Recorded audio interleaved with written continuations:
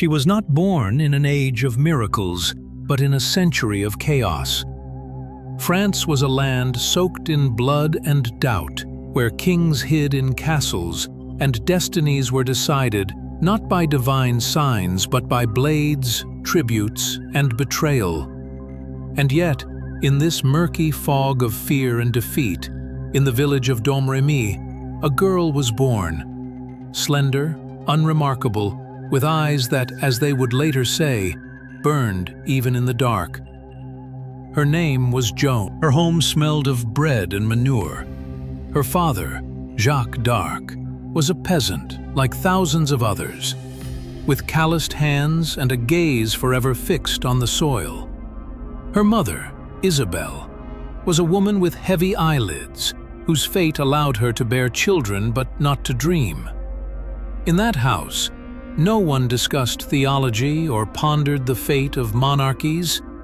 They prayed, tilled the earth, and died in the proper order. But Joan was different. She didn't know it. Not yet. She simply listened. At first, it was like wind, strange, directed. Then, a whisper, but inside. Then, voices. There were three: Archangel Michael, Saint Catherine, Saint Margaret. They did not ask, they commanded. France is dying, and you must save it. How do you explain to your parents that God speaks to you?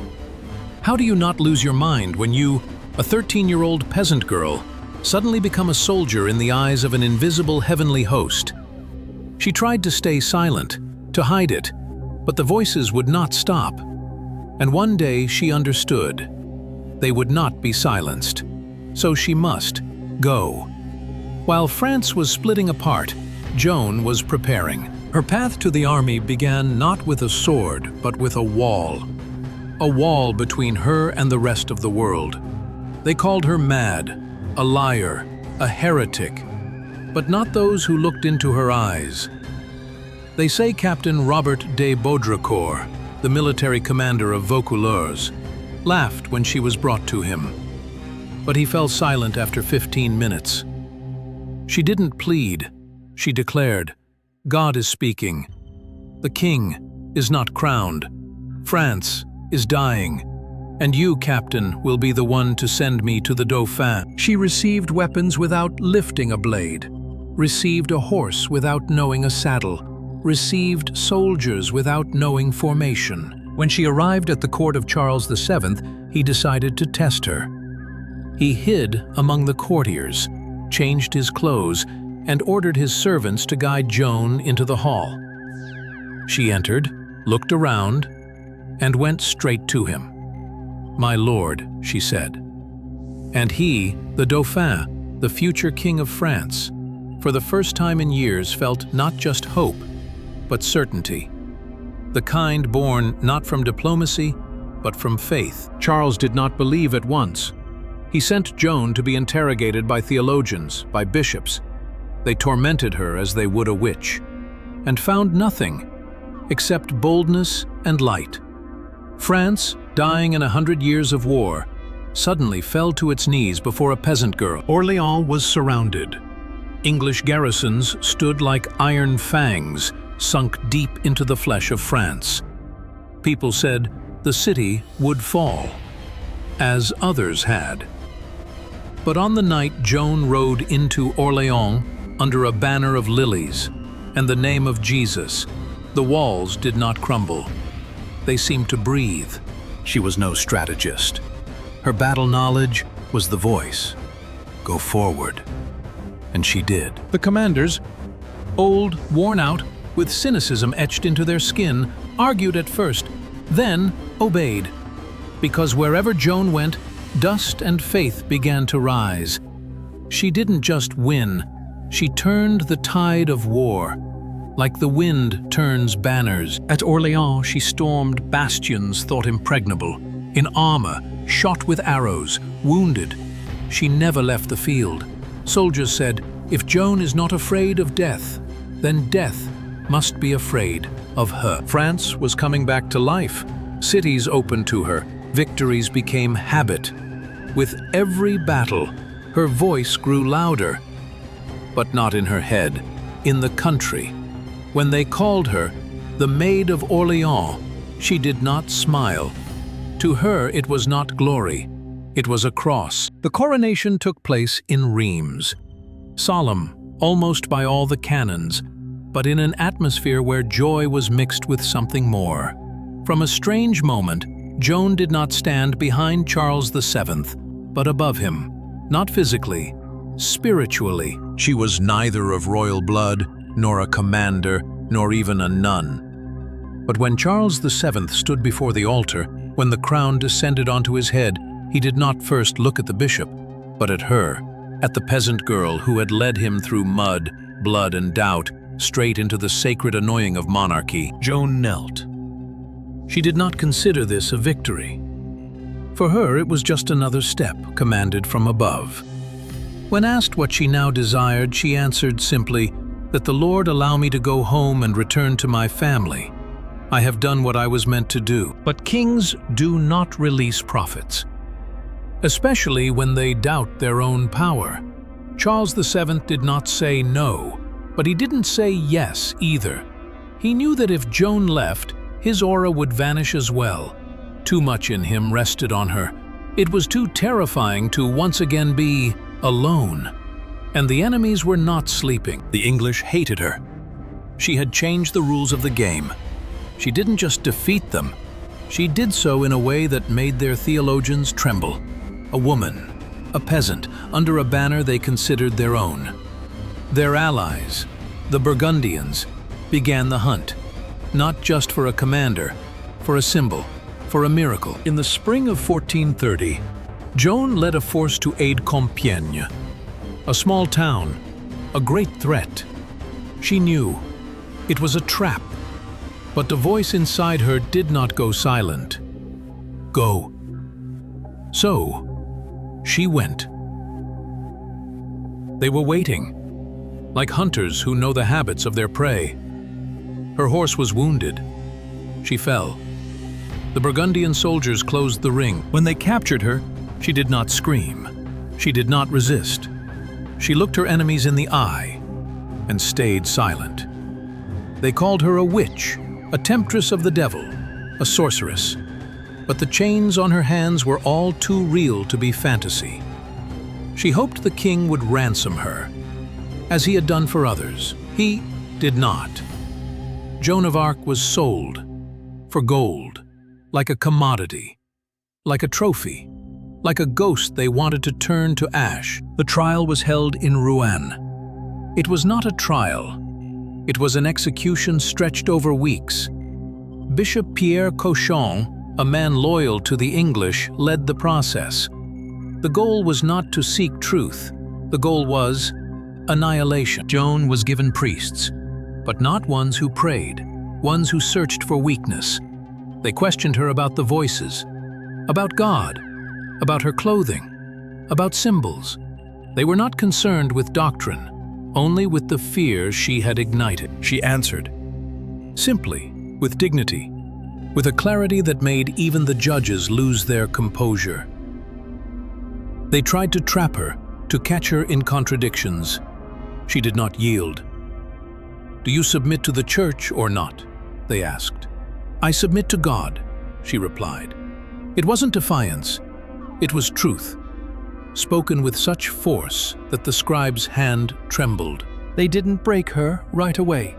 She was held in prison, forced into men's clothing, then accused for it, threatened, intimidated, told she would burn. And one day she wavered. Under pressure, exhaustion, fear, she signed a recantation, but quickly realized they would never let her go. Her repentance was just a tool. They didn't want remorse, they wanted a fire. She withdrew her recantation. The morning was gray, not gloomy, just dim, as if the sky couldn't decide what to feel. Joan was brought to the square, hundreds of eyes, silent, some filled with dread, some with relief. The English with ritual solemnity.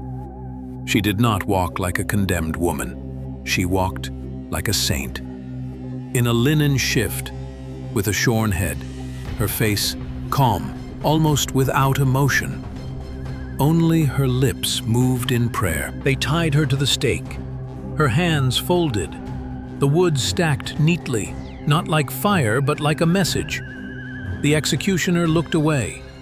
When the flames touched her feet, she did not scream at first. Only later, when the heat reached flesh and nerves. And even then, she cried not for mercy, but for Christ. A name shouted louder than the tongues of fire. A priest held a cross before her eyes. She looked at it and died with that gaze. The death was long. Bones do not burn quickly. The body writhed. But the idea remained still.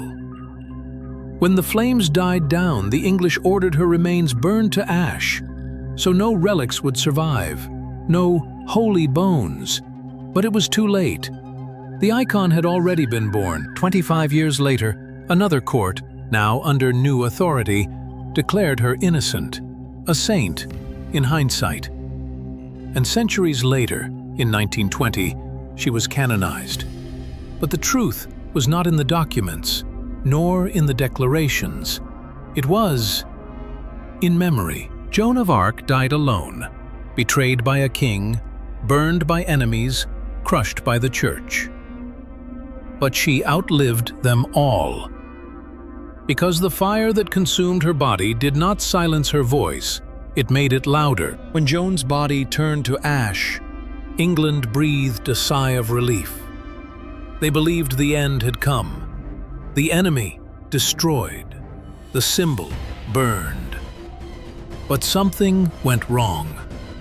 France, shaken, did not rise in rebellion right away. It stayed silent. But it was not the silence of defeat. It was the silence of pain.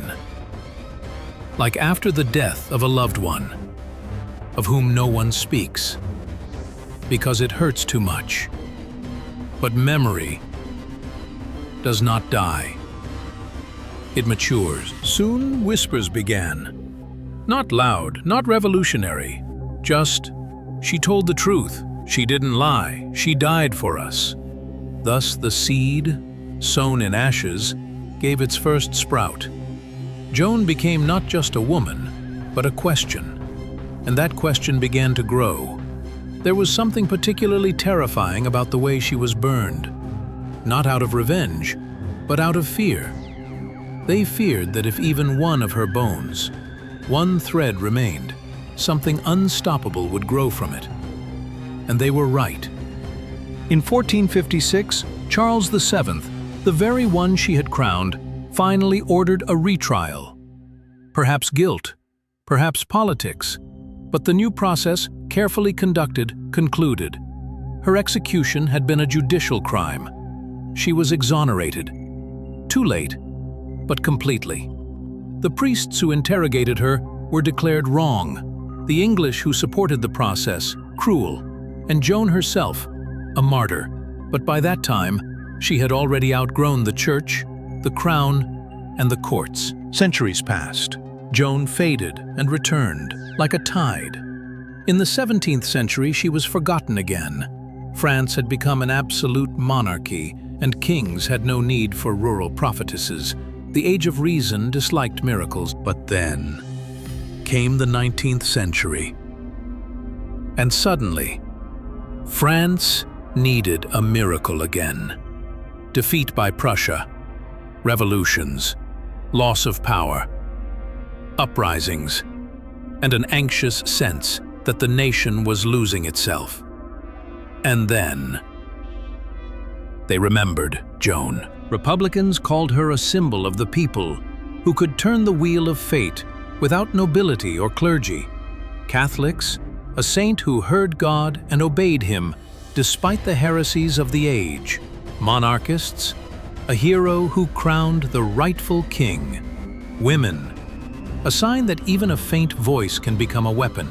She became an icon, Universal, malleable, almost defenseless against reinterpretation. Her face was painted in churches, in books, on coffee cans. Her quotes were taken out of context. Her prayers translated into every language. Her banner raised over barricades. Leftist, rightist, atheist, Catholic, soldier, or pacifist all shouted, "Joan is ours." Meanwhile, her true essence, a simple, endlessly brave, vulnerable soul, drowned under layer upon layer of legend. In 1920, the Catholic Church declared Joan a saint. It was the culmination of a journey nearly 5 centuries long, burned as a witch, canonized as a martyr. The church that once betrayed her now honors her with altars. But if she were resurrected and brought to the cathedral where her name is etched in gold, would she recognize herself in that icon? Most likely not. Joan was not a symbol, but a person. Living, doubting, suffering. Not because she sought glory, but because she could not do otherwise. That's what makes her image terrifyingly powerful. Because in a world driven by pragmatism, she is a memory of true faith. Not religious, but existential. Faith that says, if you hear the voice, you must go.